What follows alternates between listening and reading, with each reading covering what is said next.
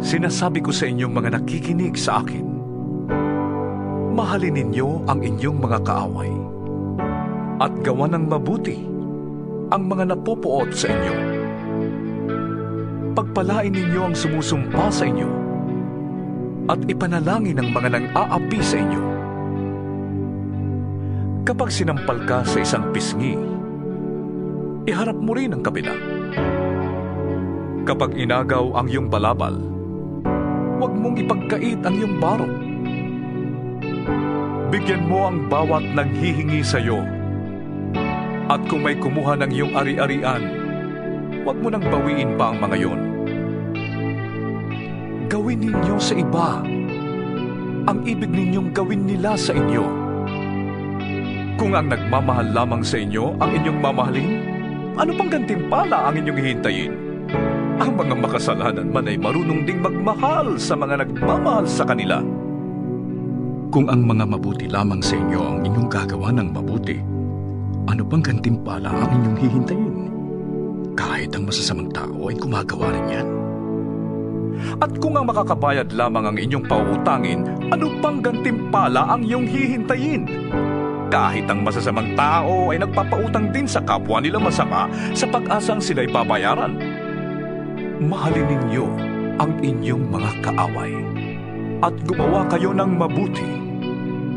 Magpautang kayo nang hindi umaasang kayo'y babayaran.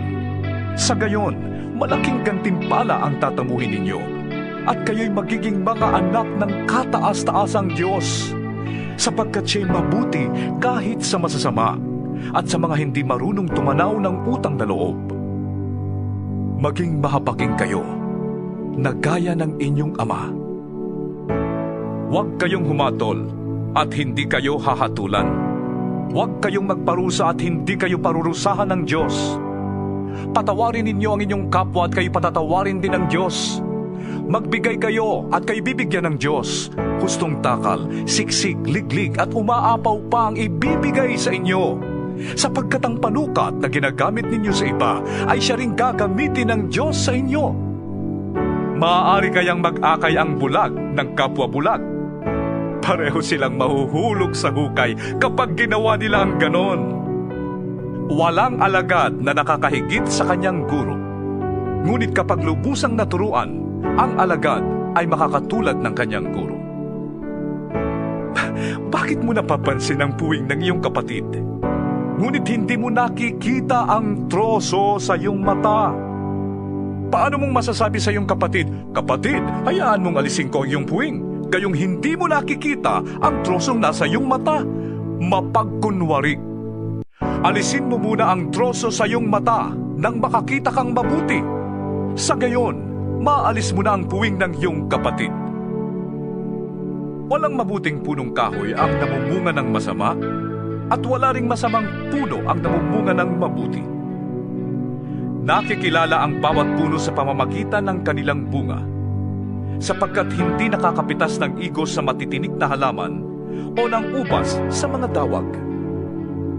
Ang mabuting tao ay naglalabas ng mabuti mula sa kanyang pusong sagana sa kabutihan, samantalang ang masamang tao naman ay naglalabas ng masama mula sa kanyang pusong tigib ng kasamaan. Sapagkat kung ano ang nag-uumapaw sa puso ay siyang sinasabi ng labi. Bakit ninyo ko tinatawag ng Panginoon, Panginoon? Gayong hindi naman ninyo tinutupad ang sinasabi ko. Sasabihin ko sa inyo kung ano ang katulad ng taong lumalapit sa akin, nakikinig ng aking mga salita, at nagsasagawa ng mga ito. Ang katulad niya ay isang taong humukay ng malalim at nagtayo ng bahay sa pundasyong bato.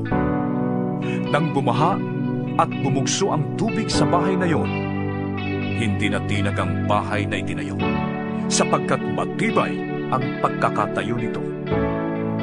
Ngunit ang nakikinig naman ng aking mga salita at hindi tumutupad nito ay katulad ng isang taong nagtayo ng bahay ng walang pundasyon. Nang bumaha at bumugso ang tubig sa bahay na yon, ito ay kaagad bumagsak at lubusang nawasak.